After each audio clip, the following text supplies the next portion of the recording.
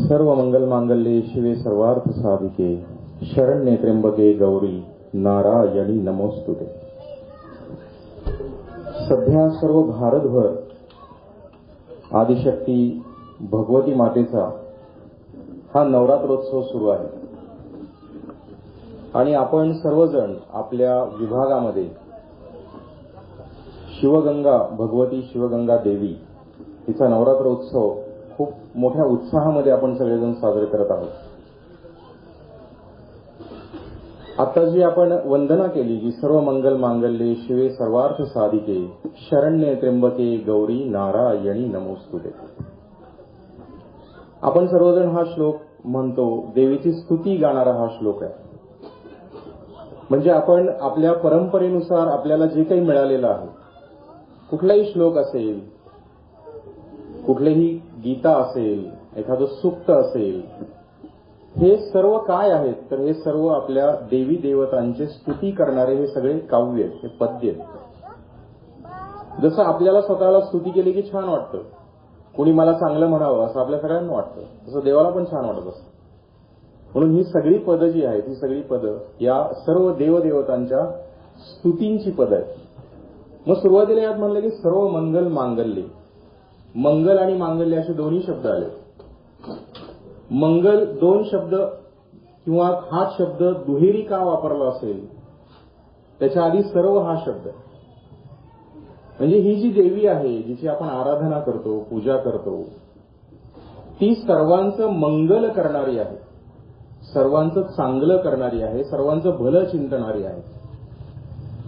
मग मांगल्य काय तर नुसतंच मंगल करत नाहीये, तर त्या मंगलाचं सुद्धा मंगल देवी या ठिकाणी करत असते. म्हणून सर्व मंगल मांगल्ये शिवे असा शब्द वापरला आहे, शिवे सर्वार्थ साधिके. पार्वतीचं रूप असेल तर शिवे सर्वार्थ साधिके असा या अर्थाने तो शब्द. सर्वार्थ साधिके म्हणजे जे चार पुरुषार्थ आपल्या परंपरेमध्ये आपल्याला सांगितले, धर्म, अर्थ, काम आणि मोक्ष, या चार पुरुषार्थाचं सर्वार्थानं साधणारी किंवा आपण जे तिचे पायिक आहोत, आपण जे तिचे दास आहोत, या सर्वांना या सर्व पुरुषार्थांचं साधन ती त्या ठिकाणी आपल्याला समजावून सांगते. म्हणून सर्वार्थ साधिके, सर्व अर्थानं आपलं मंगल करणारी अशी ती देवी आहे, अशी ही भगवती माता आहे. पुढे काय म्हटलं, शरण्ये त्र्यंबके गौरी नारायणी नमोस्तुते. शरण्ये त्र्यंबके, त्र्यंबक म्हणजे महादेवाचा अवतार, गौरी पार्वतीचं रूप आहे, नारायणी लक्ष्मी आहे, नारायणाची लक्ष्मी आहे. विविध रूपांमध्ये तू आम्हाला दिसतेस या 9 दिवसांमध्ये. आणि या 9 दिवसांमध्ये जी काही रूपं तुझी आम्हाला बघायला मिळाली, ही सगळी जी रूपं आहेत, ही सगळी रूपं मंगलकारक आहेत, आमच्या सर्वांचं हित चिंतणारी आहेत, आमच्या सर्वांचं भलं करणारी ही सगळी रूप आहेत.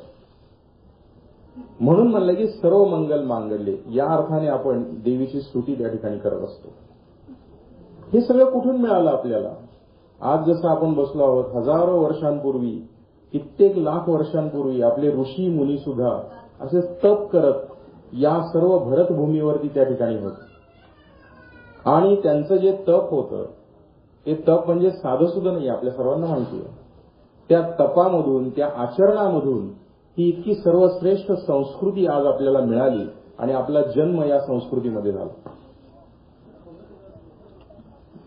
या संपूर्ण पृथ्वी तलाचा विचार केला तर असं म्हटलं जातं की मानवाचा जन्म हा सर्वात पुण्यकारक जन्म आहे. याचं कितीतरी योनींमधून आपण फिरून आल्यानंतर आपल्याला मानवाचा जन्म मिळतो असं आपल्याला सांगितलं जातं. कितीतरी लाख योनींमध्ये, कोणी म्हणतो 84 लक्ष योनी, म्हणजे 84 लाख योनींमधून आपण फिरून आल्यानंतर आपल्याला जन्म मिळतो, तो मानवाचा जन्म मिळतो. आपल्याला हा मानवाचा जन्म हा देह या ठिकाणी लागतो. त्याच्या पुढेही असं म्हटलं जातं की पृथ्वी तलावरती मानवाचा जन्म मिळणं हे जेवढं पुण्यकारक आहे, त्याच्यापेक्षा अधिक पुण्यकारक काय तर त्याच्यापेक्षा अधिक पुण्यकारक हा जन्म आपल्याला भारत देशामध्ये मिळणं हे अधिक पुण्यकारक आहे. म्हणजे बघा किती महती आहे. भागवतामध्ये सुद्धा याचे दाखले आहेत की भरतभूमीमध्ये जन्म मिळवण्यासाठी संपूर्ण जगामध्ये 200 पेक्षा अधिक देश आहेत, परंतु माझ्या भारतामध्ये जर माझा जन्म होत असेल तर ते माझं महत् पुण्य आहे, इतरांपेक्षा माझं पुण्य अधिक आहे, म्हणून माझा जन्म या भरतभूमीमध्ये झाला, म्हणून माझा जन्म या भारतामध्ये झाला. का इतकं महत्व आहे आपल्या भूमीला? आपल्या देशाचं नावच आहे भारत. प्रकाश, आपल्या देशामध्ये प्रकाश आहे, ज्ञानाचा प्रकाश, म्हणून भारत म्हटलं जातं. देवभूमी असं सुद्धा आपल्या देशाला म्हणतात. संत महात्म्यांची भूमी आहे. भारतामध्ये जन्म होणं जेवढं पुण्यकारक आहे, त्या भारतामध्ये महाराष्ट्रात जन्म होणं अधिक पुण्यकारक आहे. कारण महाराष्ट्र ही संतांची भूमी आहे. आणि या संतांनी, आपल्याला सगळ्यांना माहिती आहे की संतांनी अगदी तळागाळातल्या लोकांपासून सर्वांपर्यंत हे ज्ञान जे आहे ते पोहोचवलं. म्हणून महाराष्ट्रामध्ये या संत भूमीमध्ये आपला जन्म होणं हे अधिक पुण्यकारक आहे. महाराष्ट्रात जन्म झाला, भारतामध्ये जन्म झाला, हिंदू संस्कृतीमध्ये जन्म होणं हे त्याहून पुण्यकारक आहे. आणि आपण सर्वजण एकाच संस्कृतीशी जोडले गेलो. हिंदू संस्कृतीमध्ये जन्म घेणं, जन्म होणं हे अधिक पुण्यकारक समजलं जातं. कारण जगामध्ये जेवढं काही ज्ञान आहे त्या ज्ञानाचं उगमस्थान म्हणजे आपला देश आहे. आपले ऋषीमुनी आहेत, आपले तपस्वी आहेत, आणि हेच तपस्वी आपल्याला आपल्या परंपरेनं लाभलेले आहेत. भलेही आपली पूजा पद्धती वेगळी असेल, कोणी देवीला मानणारे असतील, कोणी महादेवाला मानणारे असतील, कोणी गणपतीची आराधना करणारे असतील, कोणी विष्णूला मानणारे असतील, पूजा पद्धती जरी वेगवेगळ्या असल्या तरी आपली संस्कृती एक आहे. या सर्व पूजांच्या ठायी एकच भाव आहे. काय भाव आहे? सर्व पूजांच्या ठायी एकच भावना आहे, ते म्हणजे फक्त आणि फक्त मानव जातीचं कल्याण. ही एकच भावना आहे. आपण सर्वजण मिळून जेव्हा असा सार्वजनिक उत्सव करतो तेव्हा कोणी वैयक्तिक मागत नसतं. इथे आपण मागत असतो ते म्हणजे या सर्व मानव जातीच्या कल्याणासाठी आपण देवीच्या चरणी प्रार्थना करत असतो आणि तिला मागणं मागत असतो की सर्व मंगल मांगल्ये शिवे सर्वार्थ साधिके. सर्व अर्थानं तू आमचं मंगल करणारी आहेस आणि अशी मंगल करणारी देवी आहेस, म्हणून आम्ही तुझा उत्सव करतो आणि तू माझ्या सर्व समाजाचं या ठिकाणी कल्याण कर. म्हणून तिच्याकडून आपल्याला त्या ठिकाणी प्रेरणा मिळते. ती शक्तिदात्री आहे. 9 दिवसामध्ये आपण जर देवीचं थोडंसं महात्म्य डोकावून बघितलं तर आपल्या लक्षात येतं की महिषासुर मर्दिनी असं तिला नाव आपण दिलंय. आपण दुर्गे दुर्गड भारी ही आरती म्हणतो. अनाथ नाथे अंबे करुणा विस्तारी, आहे ना. करुणा विस्तार करणारी आहे, प्रेमाचा विस्तार करणारी ही अशी आपली देवी आहे. अनाथ नाथ अंबे, जे अनाथ आहेत त्यांना सनाथ करून घेणारी अशी ही आमची माता आहे. ती जेवढी प्रेमळ आहे तेवढीच ती शक्तिदात्री सुद्धा आहे, तेवढीच ती दुर्जनांचा संहार करणारी आहे. महिषासुराचा वध सुद्धा या देवीने केलेला आपल्याला माहिती आहे. शुंभ आणि निशुंभ राक्षसांचं मर्दन सुद्धा तिने या नवरात्रीच्या 9 दिवसामध्ये केलं. अथक परिश्रम केले आणि 10व्या दिवशी महिषासुरावरती तिने विजय मिळवला. असुरांचा नाश केला. सीमोल्लंघन त्याला आपण असं म्हणतो. विजयादशमीचा उत्सव आपण त्या दिवशी साजरा करतो. का तर आपली संस्कृती जी आहे, आपली परंपरा जी आहे ती विजयाची परंपरा आहे, ती विजयाची संस्कृती आहे. आपण हार मानणाऱ्यांपैकी नाही आहोत, कारण आपल्या देवदेवतांच्या हातामध्ये शस्त्र आहे. कुठलाही देव तुम्ही शोधून बघा. सरस्वती माता ही फक्त विद्येची देवता आहे. सरस्वतीकडून आपण विद्या घेतो, तिच्या हातामध्ये वीणा आहे. एकमेव अशी देवता आहे की जिच्या हातामध्ये वीणा आहे, का तर ती विद्येची देवता आहे. विद्या हे हातामध्ये शस्त्र घेऊन शिकवलं जात नाही, म्हणून तिच्या हातामध्ये वीणा आहे. म्हणून आपण सर्वजण शक्तीचे पूजक आहोत. सरस्वती मातेचं जेव्हा आपण विजयादशमीच्या दिवशी वंदन करतो तेव्हा आपण सरस्वती मातेला वंदन करतो, तेव्हा आपण या विद्येची जी देवता आहे तिचे पूजक आहोत. 15 दिवसांपूर्वी आपण गणेशोत्सव उत्साहाने साजरा केला. गणपती ही बुद्धीची देवता आहे. आपण बुद्धीचे उपासक आहोत. सद्बुद्धी आपण त्या गणरायाच्या चरणी मागतो. सदशक्ती आपण या भगवती देवीच्या चरणी मागतो. आपल्यामधले वाईट विचार, वाईट प्रवृत्ती या निघून जाव्यात यासाठी आपण भगवती देवीच्या चरणी त्या ठिकाणी नतमस्तक होतो. असं हे शक्ती, भक्ती आणि विद्या या त्रिवेणी संगमाचं स्वरूप असलेल्या या सगळ्या देवदेवतांचं पूजन अगदी अनादी अनंत कालापासून आपण सर्वजण करत आलो. आपण केलं, आपल्या वाडवडिलांनी केलं, आपल्या आजी आजोबांनी केलं, आपल्या पंजोबांनी केलं. कितीतरी पिढ्यांनी हे सगळं करत आलं आणि ते आपल्यापर्यंत पोहोचलं आणि आता आपल्याकडून हे आपल्या मुलांपर्यंत पोहोचणार आहे. त्याचं संक्रमण पिढ्यानं पिढ्या चालू आहे. मग याची कुठं शाळा होती का? याची कुठं महाविद्यालय होती का? याच्या कुठं युनिव्हर्सिटीज निघाल्या का? कुणी डिग्री घेऊन आलं का हे सगळं काही करताना? तर नाही. मग हे सगळं कुठून तुमच्या आणि माझ्यापर्यंत पोहोचलं? तुम्ही तुमच्या नातवंडांपर्यंत पोहोचवलं, मुलाबाळापर्यंत पोहोचवलं, मला माझ्या आजी आजोबांनी पोहोचवलं, मी आता माझ्या मुलाबाळापर्यंत पोहोचवणार आहे. कुठून आलं हे सगळं? तर हे सगळं आलं, हे सगळं आपल्याला मिळालं ते आपल्या कुटुंबामधून मिळालं. आपण ज्या कुटुंबाचे वंशज आहोत, आपण ज्या कुटुंबाचे पाईक आहोत, आपण ज्या कुटुंबामध्ये जन्माला आलो त्या कुटुंबाची हजारो वर्षांची परंपरा आपल्याला इथपर्यंत घेऊन आली. आपल्या आजोबांनी जे केलं ते वडिलांनी केलं, वडिलांनी जे केलं ते आपण केलं आणि आपण जे करतोय ते आपली मुलं करतात.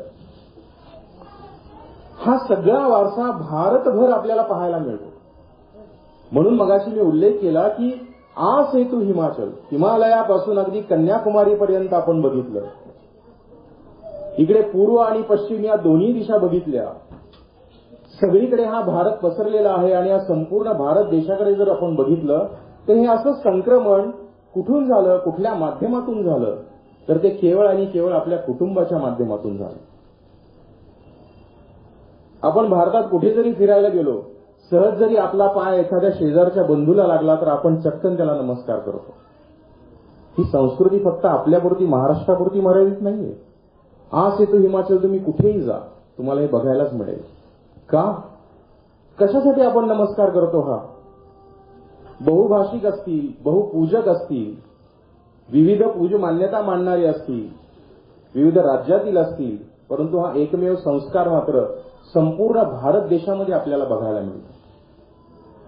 नमस्कार करण्याचं कारण काय? लागला असेल पाय, बिघडलं कुठं?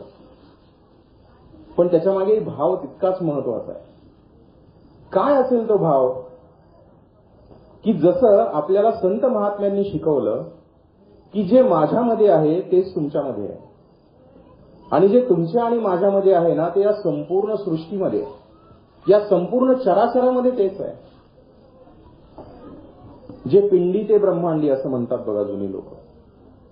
जे पिंडात आहे तेच कुठं असतं? ब्रह्मांडामध्ये असतं. जे अणुमध्ये असतं तेच संपूर्ण जगतामध्ये असतं. मग माझ्यामध्ये जो देव आहे ना तोच देव तुमच्यामध्ये सुद्धा आहे. मी जसा माझ्यातल्या देवत्वाला नमस्कार करतो तसं लाथ लागल्यानंतर, पाय लागल्यानंतर तो तुमच्या देवत्वाला पाय लागलेला.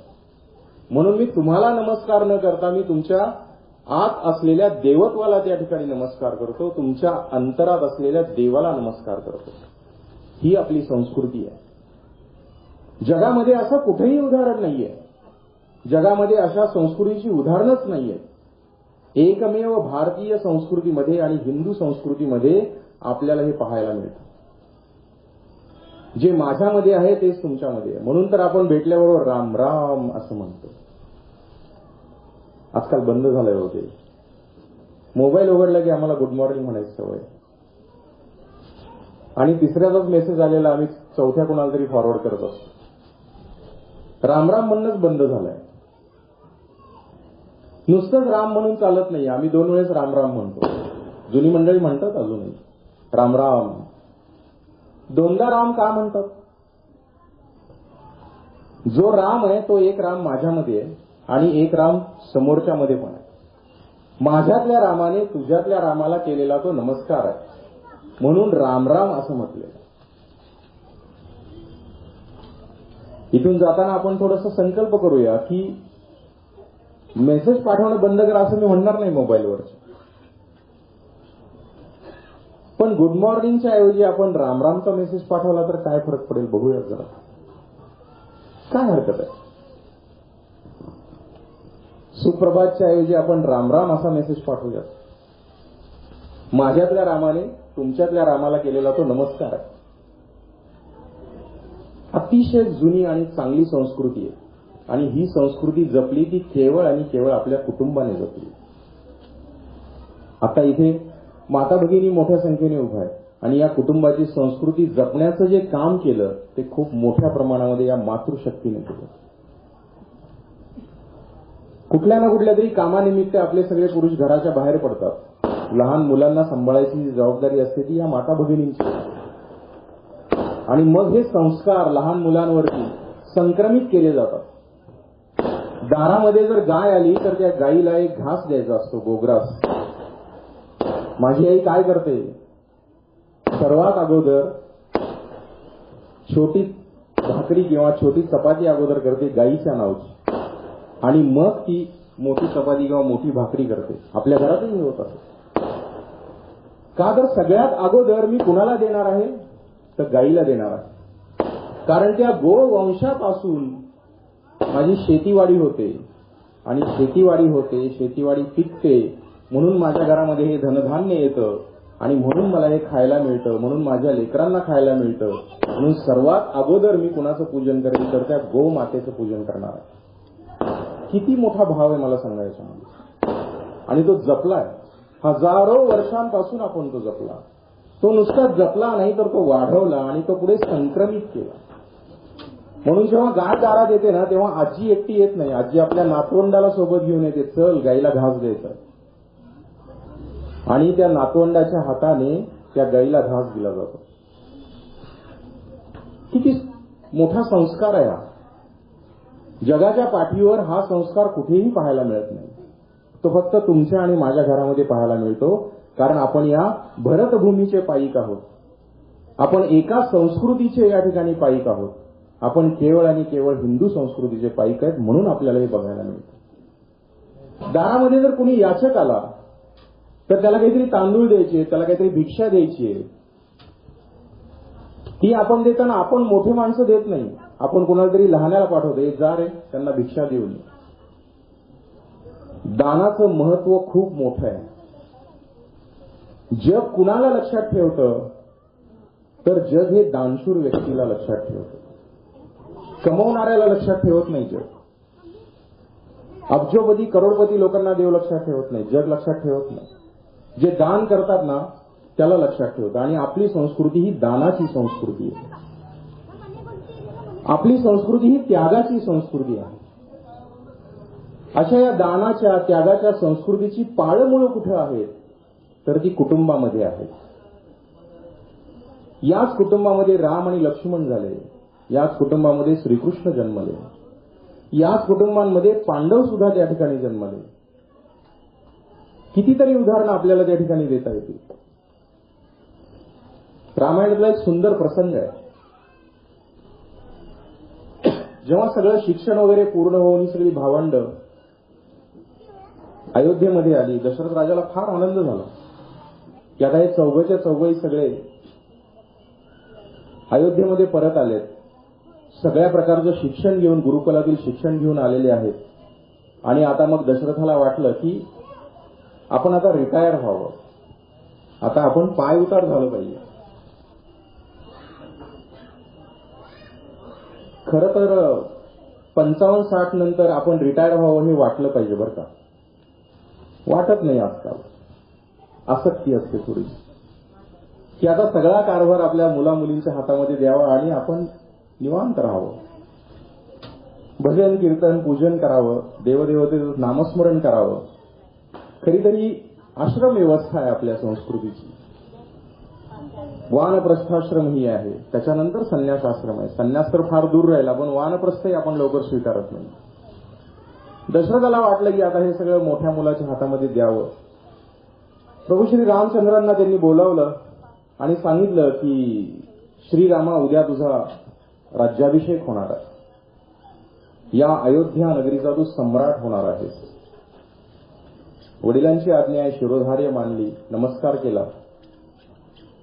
फक्त नमस्कार केला, स्मित केलं. गर्व अहंकार हे प्रभू श्री रामाला चिटकले नाही की इतक्या मोठ्या नगरीचा मी सम्राट होणार आहे. ही बातमी सगळीकडे पसरली.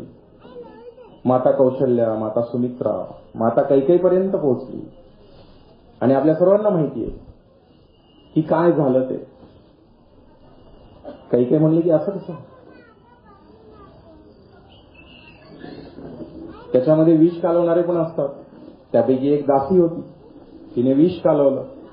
कैकेयीच्या मनामध्ये ते रुतलं. आणि मग रामाला जे काही सांगितलं होतं सकाळी की तुला उद्या सकाळी काय करायचं, राज्याभिषेक होणार आहे तुझा, एका दिवसामध्ये सगळं चित्र पालटलं. होत्याचं नव्हतं झालं. ज्या वडिलांनी सांगितलं की तुला सम्राट व्हायचंय, त्याच वडिलांनी पुन्हा बोलावून प्रभू श्री रामचंद्रांना सांगतायत की उद्या तुला अयोध्येच्या गादीवर नाही बसायचंय, उद्या तुला 14 वर्ष वनवासासाठी जायचंय. काय वाटलं असेल माझ्या रामाला? आजकालच्या मुलांना आपल्या पप्पांना एखादं प्रॉमिस केलं की नाही आज संध्याकाळी आपण भेळ खायला जाऊ, कुठेतरी बाहेर जाऊ, आणि कामानिमित्त जर वडील घरी उशिरा आले, किती अखंड तांडव होतं घरी. काय काय करावं लागतं त्या मुलाला समजावण्यासाठी. पण माझे प्रभू श्री राम यत्किंचितही हल्ले नाहीत. चेहऱ्यावरची रेष बदलली नाही, वाईट वाटलं नाही. ज्या पित्याने सांगितलं होतं की उद्या तू सम्राट होणार आहेस, त्याच पित्याची आज्ञा आहे की तुला 14 वर्ष वनवासाला जायचं. फक्त स्मित केलं, गालातली गालात हसले, वडिलांचं दर्शन घेतलं आणि निघाले वनवासाला. अंगावरची भरजरी सगळी वस्त्र उतरवून ठेवली, भगवे वस्त्र परिधान केले, शस्त्र मात्र खाली ठेवलं नाही. हे आपल्याला रामाकडून शिकावं लागेल. तीनही आयांचे आपले निरोप घेतले आणि आपली पत्नी भगवती देवी सीता हिच्याकडे गेले निरोप द्यायला. आजकाल आम्ही काहीतरी विचारून करतो, काही केल्यानंतर आम्ही सांगायला जात नाही, अशी परिस्थिती आहे आमची. पण प्रभू श्री रामचंद्रांनी अगोदर स्वतः परिधान केले वस्त्र वनवासाचे आणि मग सीतामातेला सांगायला गेले की मला माझ्या वडिलांनी 14 वर्ष वनवासात पाठवायचं ठरवलंय आणि मी निघालो हे सांगायला प्रभू श्री रामचंद्र गेले. मी जाऊ का म्हणून विचारायला गेले नाहीत. फरक आहे. आजकाल आम्हाला विचारावं लागतं, काय ग ऐकलंस का, करू का हे. तिकडून जर किचन मधलं भांडं पडलं तर मग नाही करायचं, आणि जर भांडण नाही पडलं तर मग यस म्हणायचं आणि करायला लागायचं. पण प्रभू श्री रामचंद्र आहेत. भगवती मातेला सांगितलं की मी निघालोय. सीता माता म्हणली की अहो असं कसं, तुम्ही चाललात आणि मीही तुमच्यासोबत येणार. प्रभू श्री रामचंद्र म्हणले नाही तू माझ्यासोबत चल, मी निघालोय असं म्हणाले. किती संस्कार आहेत बघा. कारण पित्याने फक्त मला वनवास दिलाय, तुला नाही दिला, त्यामुळे मी वनवासात जाणार आहे. पण पत्नी धर्म भगवती मातेने पाळला त्या ठिकाणी, आणि सीता माता सुद्धा प्रभू श्री रामचंद्रांसोबत वनवासात निघाला. नुसताच पत्नी धर्म पाळला नाही हो. धाकटा बंधू लक्ष्मण, नागराजाचे ते अवतार आहेत, ते देखील प्रभू श्री रामचंद्रासोबत निघाले. आपल्याला सगळं रामायण माहिती आहे, मी सांगत नाही. मला एवढंच सांगायचं की संस्कार किती महत्वाचा आहे. राजपद मिळत असताना मला लगेचच सांगितलं जातं की 14 वर्षाचा वनवास तुला भोगायचा आहे, आणि एका क्षणामध्ये प्रभू श्री रामचंद्रांनी ते मान्य केलं. हे केवळ आणि केवळ त्या संस्कारामुळे झालं. वडिलांनी केलेले संस्कार आहेत, गुरूंनी केलेले संस्कार आहेत, आईनं केलेले संस्कार आहेत. हे संस्कार फक्त तुमच्या आणि माझ्या कुटुंबामध्येच होऊ शकतात, या भरतभूमीमध्येच होऊ शकतात. म्हणून आपल्या मुलांच्या समोर आदर्श कोण असावेत? प्रभू श्री रामचंद्र आदर्श असले पाहिजे. आणखी एका गोष्टीसाठी आदर्श आहेत. तसं तर अख्खं रामायण बघायला गेलं तर अख्खं रामायणच आदर्श आहे. पण त्यातला अजून एक प्रसंग आहे की हे सगळं घडत असताना भरत तिथं नव्हते. भरत त्यांच्या आजोळी गेले होते. प्रभू श्री रामचंद्र गेले वनवासाला, सीतामाता गेली, पाठोपाठ लक्ष्मणही गेले. चित्रकूट पर्वतावर त्यांचा निवास आहे. आणि मग भरताला कळालं की आपल्या रामाला वनवास मिळालाय. तो तडक अयोध्येमधून रामाला भेटायला चित्रकूट पर्वतावर गेला. एकटाच गेला का? सगळे अयोध्यावासी, चतुरंगी सेना, सगळे त्यांच्या तिन्ही आया त्या ठिकाणी, कौसल्या माता आहे, सुमित्रा माता आहे, कैकेयी माता आहे, सगळेजण गेले. आणि मग ही बातमी चित्रकूट पर्वतावर असताना प्रभू श्री रामचंद्र आणि त्या लक्ष्मणांच्या कानी पडली की भरत जो आहे तो अयोध्यावासियांना घेऊन, चतुरंग सेनेला घेऊन चित्रकूट पर्वताकडे येतो. लक्ष्मणाला राग आला, कारण की अनंतनागाचीच प्रतीक आहे. तापट आहेत ते थोडेसे. आणि मग म्हणतात कसे श्री रामचंद्रांना की हा लक्ष्मण आपल्यावरती काय करतोय? चाल करून येतोय, हल्ला करतोय. बहुतेक त्याला त्याचं राज्य तर मिळालं असेल, पण आता आपल्याला इथेही त्याला राहू द्यायचं नाही. असे तापट संताप व्यक्त केला त्यांनी. पण राम नेहमीच शांत मूर्त आहेत.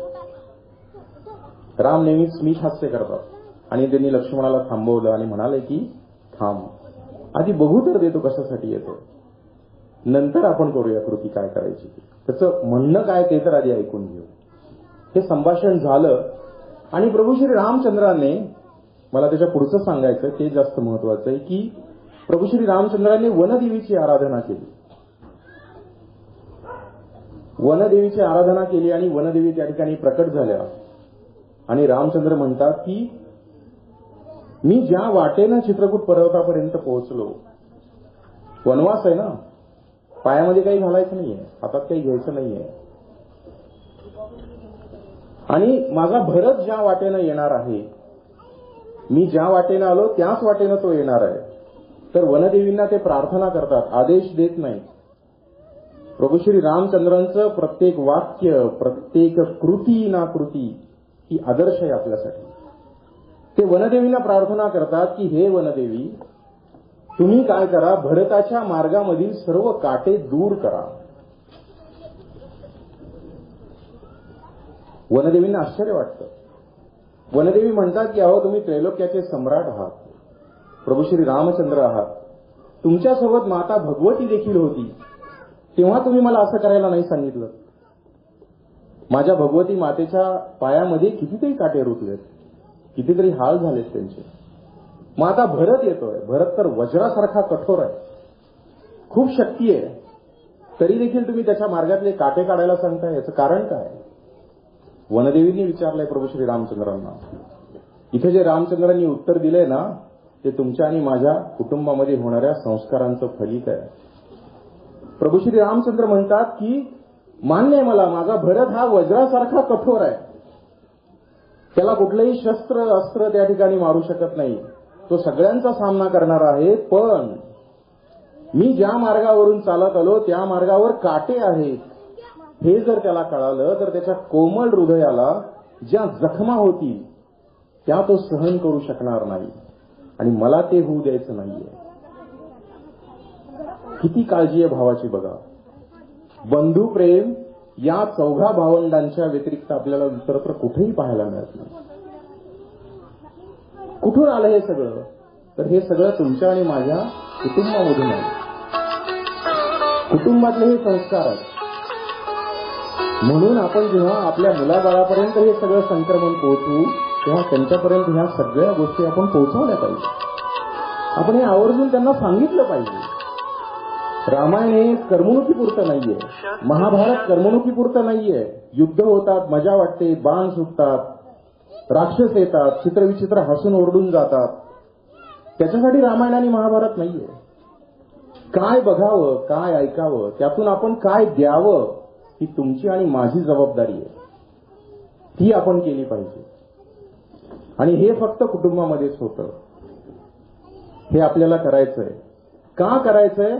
कारण हे सगळे संस्कार जर या पिढीवरती झाले तर ही संस्कारित पिढी उद्याची नागरिक आहे. उद्याचा समाज यातून निर्माण होणार आहे. आणि संस्कारित पिढीमधून संस्कारित समाज त्या ठिकाणी निर्माण होईल. आणि जेव्हा समाज संस्कारित होईल तेव्हा राष्ट्र संस्कारित होऊ शकतं. आणि राष्ट्र संस्कारित झालं की आता जे आपण म्हणतोय की माझा भारत देश हा विश्वगुरू होईल, विश्वगुरू पदाला त्या ठिकाणी जाणार आहे.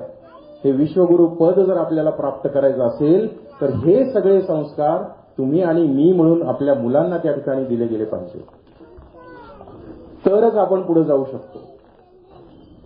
संस्कारित पिढी, संस्कारित पिढीतून संस्कारित समाज आणि संस्कारित समाजामधून संस्कारित राष्ट्राची निर्मिती होत असते. या राष्ट्राच्या निर्मितीला तुम्ही आणि मी या ठिकाणी तयार करायचं आहे. म्हणून हे संस्कार आहे. किती साध्या साध्या गोष्टींमधून हे सगळे संस्कार झाले. स्वामी विवेकानंदांची लहानपणीची एक गोष्ट आहे. नरेंद्र त्यांचं नाव लहानपणीचं. त्यांचे वडील वकील होते, वकील, मोठे वकील होते कलकत्त्याचे. विश्वनाथ बाबू दत्त त्यांचं नाव. त्यांच्या आईचं नाव भुवनेश्वरी देवी. आणि वकील म्हणल्यानंतर काय तर घरी बरेच जण भेटायला वगैरे येत असतात. अशील त्यांचे सगळे काही, सगळेजण भेटायला आले. जाता येता सहज लहान मुलांना आपण विचारतो ना, काय रे तुझं नाव काय, कुठल्या शाळेत जातो वगैरे वगैरे, अशी सगळी चौकशी झाली त्या नरेंद्रची.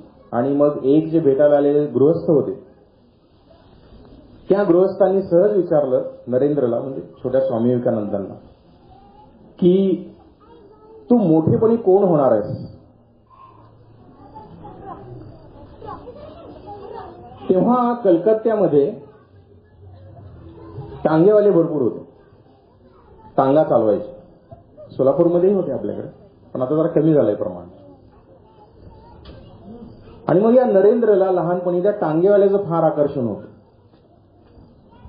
म्हणून समोरच्याने विचारलं आणि हे पटकन सांगितलं की मला टांगेवाला व्हायचं आहे. आता एवढा मोठा वकील, वडील त्याचे, आणि त्यांच्या समोर हा मुलगा म्हणतोय की मला काय व्हायचंय, टांगेवाला व्हायचंय.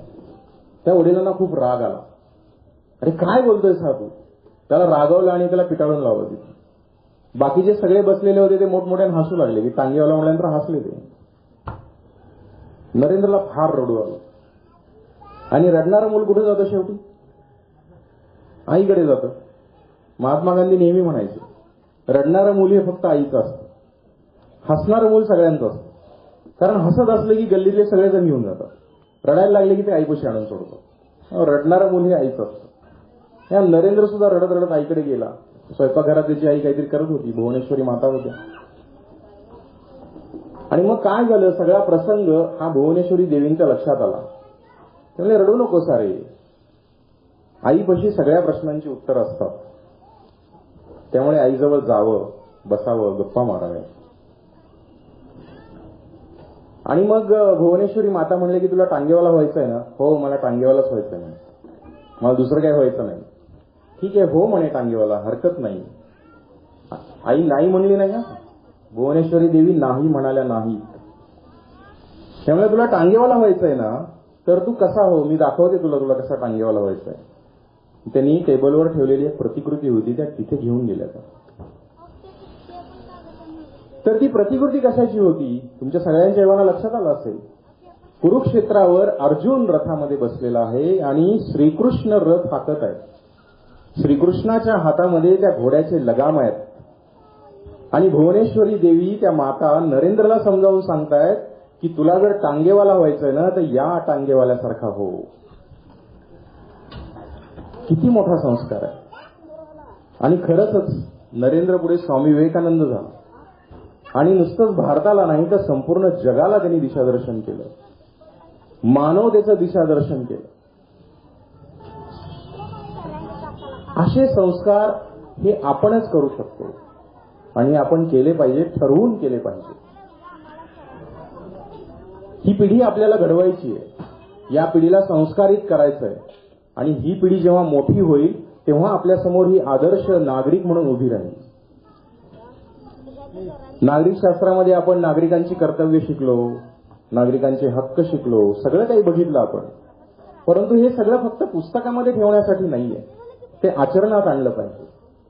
तुम्ही आणि मी जेव्हा आचरणात आणू तेव्हा पुढची पिढी त्यांच्या लक्षात येईल की माझे बाबा कसे वागतात, माझी आई कशी वागते, माझं घर माझ्या शेजाऱ्यांशी कसं वागतं, मग मी कसं वागलं पाहिजे, तर हे नीट लक्षात घ्यायला पाहिजे आपण. थोडक्यात काय, साधं सोपं सार आहे बघा या सगळ्यांचं. एका वाक्यामध्ये हे सगळं सार आहे. माझ्यासोबत माझ्या शेजाऱ्यांनी कसं वागावं, असं मला वाटतं की माझ्या शेजाऱ्यांनी माझ्याशी चांगलं वागावं, माझ्याशी भांडू नये, माझ्यासोबत चांगले संबंध ठेवावेत, असं मला वाटतं. मग तसं माझ्या शेजाऱ्यालाही वाटत असेल ना, की माझ्या शेजाऱ्यांनी माझ्याशी कसं वागावं. म्हणजे इतरांनी माझ्याशी कसं वागावं हे जेव्हा मी ठरवतो, तेव्हा मी सुद्धा इतरांशी कसं वागावं हे त्याच पद्धतीने वागलं पाहिजे. आणि जेव्हा आपण अशी देवाणघेवाण करू, तेव्हा आपला समाज जो आहे तो अधिक सुसंस्कृत होईल. आपण आहोत पहिल्यापासून सुसंस्कृत आहोत, पण ते जोडले गेलेलो नाहीये. ती जोडणी आपल्याला करायची. आपण विभागलोय सगळीकडे. ते विभागणं आपल्याला महागात पडेल. आपल्याला जोडायचं एकमेकांशी. हा सुसंस्कृतपणा तुमच्या घरात आहे, माझ्या घरात आहे, शेजारच्याच्या घरात आहे. पण हा सुसंस्कृतपणा एकत्र आलेला आपल्याला दिसत नाही. तो सुसंस्कृतपणा जेव्हा एकत्र येईल, तेव्हा आपला समाज जो आहे तो वेगळ्या उंचीवर त्या ठिकाणी जाईल आणि त्यातून खऱ्या राष्ट्राची निर्मिती होऊ शकते. आणि मग आपण म्हणतो की परम वैभवम नेतुमेतत् स्वराष्ट्रम. माझ्या राष्ट्राला कुठं न्यायचंय, तर जे परम वैभव आहे, याच्या आधीचं जे वैभव आहे ते सगळं प्राप्त करून द्यायचंय. ते या मार्गामधून आपण आपल्या देशाला, आपल्या राष्ट्राला आपण प्राप्त करून देऊ शकतो. म्हणून मला या ठिकाणी व्यासपीठावरून असं सांगावंसं वाटतं की आपल्याकडे जे जे चांगलं आहे ते चांगलं आपण इतरांना नेहमी देण्याचा प्रयत्न करावा. छोटं उदाहरण आहे बघा. आता नवरात्रोत्सव चालू आहे. थोडे दिवसानंतर किंवा गणेशोत्सवामध्ये सुद्धा प्रसाद वाटपाचा कार्यक्रम आपल्या सगळीकडे होत असतो. आणि देवी देवतांचा प्रसाद म्हणलं की आपण एक कण सुद्धा त्याचा वाया घालवत नाही. का तर तो प्रसाद असतो, देवाचा प्रसाद आहे, तो वाया नाही गेला पाहिजे. हा संस्कार आहे. आपली मुलं सुद्धा हातातला प्रसाद टाकून देत नाही, ती संपवतात सगळा. का तर आपण त्यांना सांगितलंय हा देवाचा प्रसाद आहे. मग एखाद्या मंदिरामध्ये मी रांगेत उभा असताना देवाचा प्रसाद मला मिळतो, मी तो सगळा संपवतो. आणि तोच मी जेव्हा एखाद्या मंगल कार्यालयामध्ये लग्नाच्या ठिकाणी जेवायला जातो, बफे सिस्टीमच्या रांगेमध्ये उभं राहतो, 8-10 पदार्थांनी भरलेलं ताट माझ्या हातामध्ये येतं, तेव्हा ते ताट मी सगळं संपवतो का हो? एखादा पदार्थ जर मला नको असेल तर मी नको म्हणतो का? नाही, मला हे नको आहे. किंवा एवढ्या प्रमाणामध्ये नको असेल तर त्याचं प्रमाण मी कमी करतो का? याची उत्तर आपण स्वतःला विचारावीत. मी मला सुद्धा विचारेन. आणि मग जसा प्रसाद आपण संपवतो तसं ते ताट का नाही संपवत? ते ताट जशाच्या तसं अर्ध, थोडं शिल्लक राहिलेलं, थोडं वाटीखाली झाकून ठेवलेलं, हे सगळं आपण त्या डस्टबिन मध्ये टाकतो. का बरं? तो प्रसाद नाहीये? अन्न हे पूर्ण ब्रह्म का म्हणतो मग आपण? मग मी जसा मंदिरामध्ये वागतो तसाच मी घरात सुद्धा वागलं पाहिजे, तसंच मी बाहेर सुद्धा वागलं पाहिजे, तसंच मी 4 लोकांमध्ये गेल्यानंतर वागलं पाहिजे, तसंच मी समाजामध्ये गेल्यावर सुद्धा वागलं पाहिजे, तसंच मी इतर ठिकाणी गेल्यावर सुद्धा वागलं पाहिजे. तर मी आहे, नाहीतर नाही, शून्य आहे. छोटी छोटी उदाहरणं आहेत. कितीतरी छोट्या उदाहरणांमधून आपल्याला आपले संस्कार हे इतरांपर्यंत पोहोचवता येतील. नवे नवे ते आपल्यावर सुद्धा बाणवता येतील. आपण प्रवासाला निघतो. कुणी बसनी जात असेल, कुणी रेल्वेनी जात असेल, कुणाकडे स्वतःची गाडी असेल, 4 चाकी आहे, 16 सीटर आहे, 17 सीटर आहे. जेव्हा आपण आपल्या गाडीमध्ये बसतो, पावसाळ्याचे दिवस आहेत, तेव्हा ड्रायव्हरला किंवा तत्सम एखाद्या व्यक्तीला, त्या सारथीला आपण विचारलेलं असतं की बाबा खाली काहीतरी टाकलंयस का? चिखल लागलाय पायाला, गाडी घाण होईल. आता आपली गाडी आहे, आपण काळजी घेतो.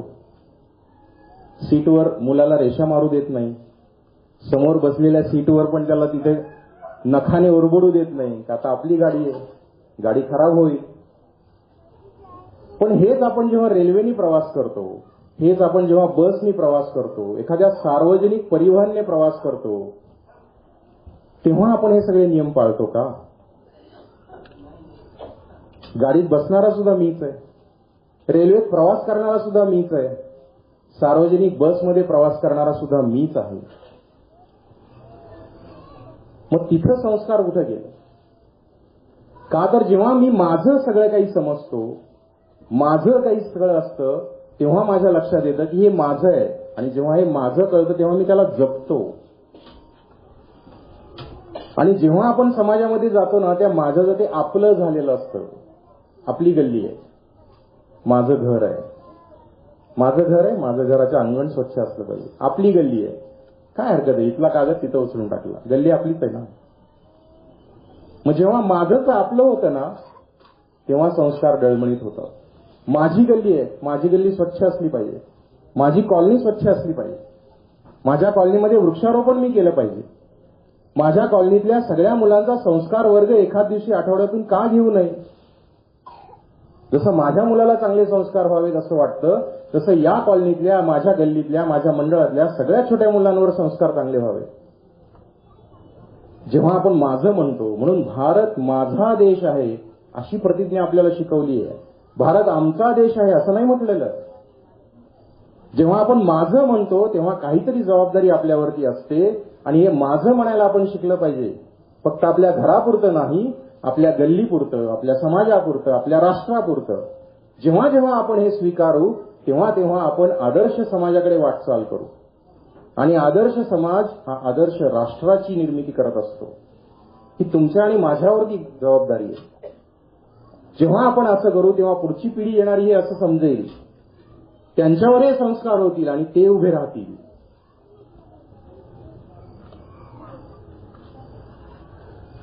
या सगळ्या गोष्टींचा आपण थोडा विचार करावा, या सगळ्या गोष्टींचं आपण चिंतन करावं. भगवती देवीला, शिवगंगा देवीला या ठिकाणी साक्षी ठेवून आपण सर्वजण आहोत. देवीनेही आपल्याला खूप काही शिकवलंय, खूप काही दिलेलं आहे. ती माता आहे, सगळ्यांचं मंगल करणारी आहे, सगळ्यांचं मंगल होणारच आहे. पण या मंगलातून जसं माझं मंगल झालंय तसं इतरांचं सुद्धा मंगल व्हावं. इतरांचं मंगल मी त्या ठिकाणी चिंतावं. इतरांबद्दल माझ्या मनामध्ये निष्पक्ष असं प्रेम असावं, आदर असावा, भावना असावी आणि ते वेळोवेळी प्रकट होण्याची मला त्या ठिकाणी संधी मिळावी, अशी आपण प्रार्थना या देवीच्या चरणी करूया. आजच्या या मंगल प्रसंगी मला थोडासा वेगळा विषय देऊन आपल्या मंडळाचे कार्यकर्ते, अध्यक्ष, पदाधिकारी यांनी मला या ठिकाणी बोलवलं, 4 शब्द आपणापर्यंत पोहोचवण्याची संधी दिली. आपणही खूप शांतपणे माझं सगळं बोलणं ऐकलं, त्याबद्दल मी आपणा सर्वांचे खूप खूप धन्यवाद मानतो, आभार व्यक्त करतो. आणि मंडळाचं देखील मी या ठिकाणी खरं तर विशेष आभार मानेन या सर्व पदाधिकाऱ्यांचे. कारण की अशा कार्यक्रमांची, अशा ह्याची खूप गरज आहे आपल्याला. मी म्हणत नाहीये मी खूप मोठा आहे, मी खूप वेगळं काही तुम्हाला सांगितलं, यातल्या बऱ्याचशा गोष्टी आपल्याला माहिती आहेत. पण अशा कार्यक्रम होण्याची गरज आहे. प्रबोधन झालं पाहिजे, ते लोकांपर्यंत पोहोचलं पाहिजे आणि ते पोहोचवण्याचं काम शिवगंगा नवरात्रोत्सव मंडळ या ठिकाणी करत आहे. मला खूप आनंद वाटला जेव्हा मला रमण शेट्टींचा फोन आला की असं असं आपल्याला करायचं. मी लगेचच त्यांना हो म्हणालो, काही हरकत नाही म्हणलं, मी यायला तयार आहे.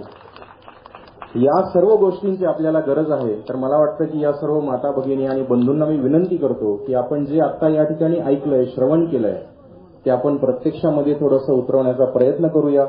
आपल्या मुलांना संस्कारासाठी एखाद्या आठवड्यातून मंगळवार, शनिवार एकत्र आणता येते का ते बघूया. एखादा हनुमान चालीसा आपल्याला सामूहिकरित्या पठण करता येते का, थोडं मंडळांनी पण मनावर घ्यावं त्यासाठी.